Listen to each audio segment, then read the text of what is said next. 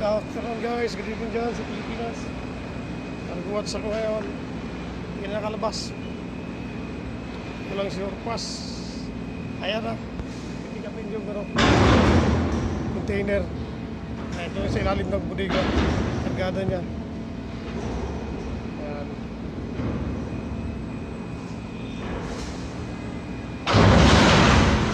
Bibirahin mo yan. Ito.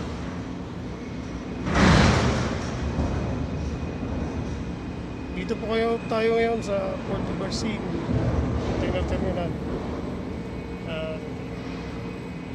Guardia si Oliver dahil walang surpass.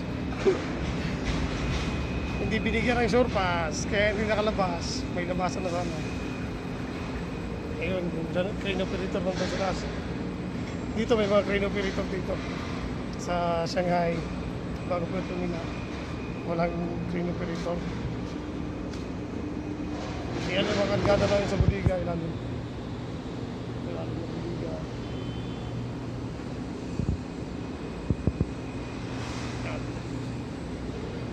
O, kita-kit sa sunod na video.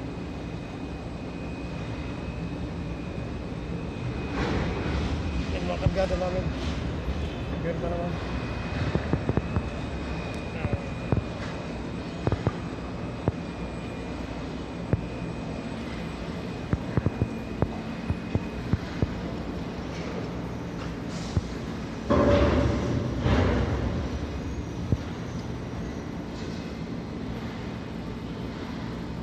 Ingat po kayo dyan.